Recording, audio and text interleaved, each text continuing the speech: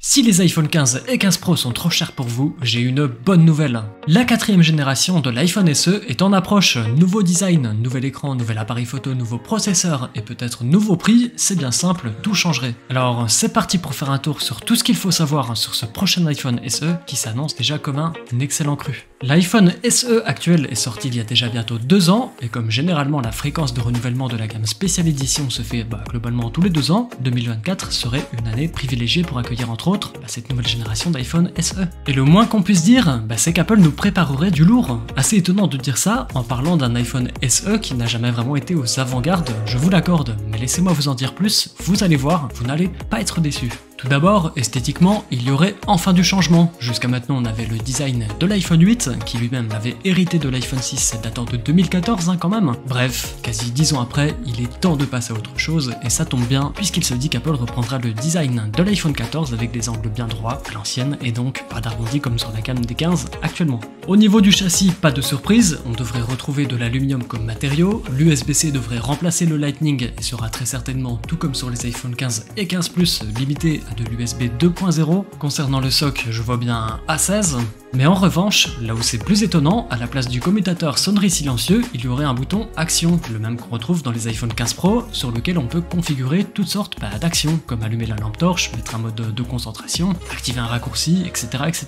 Je pense que vous connaissez maintenant. Il est vrai que cette fonction n'a rien de vraiment pro, mais bon, comme je l'avais déjà expliqué, pro ne veut pour la plupart du temps, en tout cas, souvent rien dire de plus que meilleur. Il n'y a donc pas vraiment de gros plus à avoir ce bouton exclusivement réservé à la gamme pro, et de là à évidemment penser qu'il sera également présent sur les iPhone 16, il n'y a qu'un pas. Concernant l'écran, pas de Dynamic Island à prévoir, faudrait pas abuser non plus, mais une simple encoche en version réduite comme sur les iPhone 14. Et ouais, ça signifie la mort de Touch ID sur les iPhones, à moins que comme pour l'iPad Air, Touch ID soit déporté sous l'écran ou sur le bouton pour déverrouiller. Il y a aussi une autre technologie qu'on ne retrouvera plus dans aucun iPhone actuel, sans suspense, dit adieu au LCD. L'écran du nouveau SE sera OLED.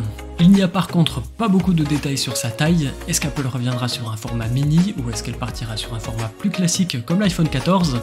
Il y a fort à parier qu'elle parte sur le classique. Désolé à ceux qui attendaient le retour du mini, mais rassurez-vous, il n'y a pas non plus de certitude à 300%. Ouais, mais c'est pas toi qui décide. Quoi qu'il en soit, l'arrivée de l'OLED reste une très bonne chose, pour rappel, c'est l'iPhone 10 en 2017 qui avait inauguré cette technologie. Sur la face arrière cette fois, on ne retrouverait non pas 3 objectifs ni 2, mais un seul comme actuellement. Ceci étant, ce seul appareil photo prendrait pas mal de force puisqu'il passerait de 12 à 48 mégapixels. Et oui, là encore, le même capteur que possèdent les iPhone 15. Et comment va-t-il se présenter avec son flash au dos de l'iPhone ? Apple aurait plusieurs idées de design. Un qui possède un surplus de matière où l'objectif et les flashs seraient dedans, un peu comme les iPhones aujourd'hui. Et un autre où il y a juste la bague de l'objectif qui dépasse, comme c'est le cas aujourd'hui avec le SE, ou comme c'était le cas avec le 10R ou encore l'iPhone 6, etc., etc.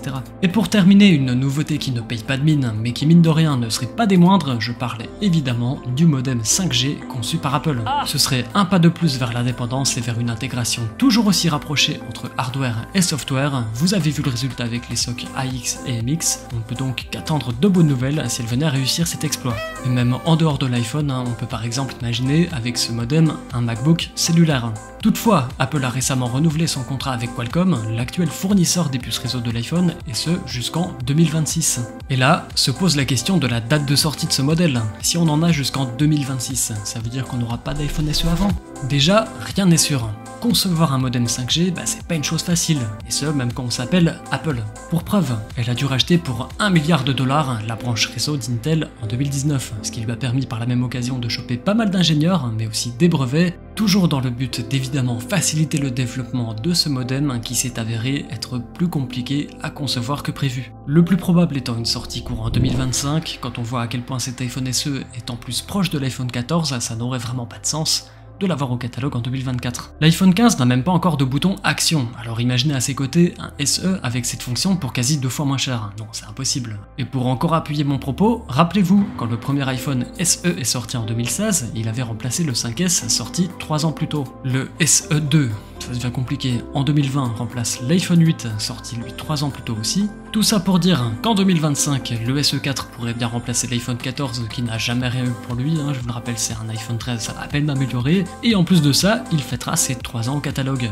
L'enlevé du catalogue serait donc cohérent, ainsi début 2025 on aurait l'iPhone 16, 16 Pro et 16 Ultra si Apple se chauffe, l'iPhone 15 et 15 Plus et notre fameux iPhone SE, avant de voir débarquer probablement les iPhone 17 fin 2025. Voilà tout ce que je pouvais vous dire sur ce qu'on sait à l'heure actuelle de ce futur iPhone SE, en tout cas merci d'avoir regardé la vidéo jusqu'au bout, s'il vous a plu n'hésitez pas à laisser un pouce bleu et à vous abonner, on se dit à la prochaine, ciao.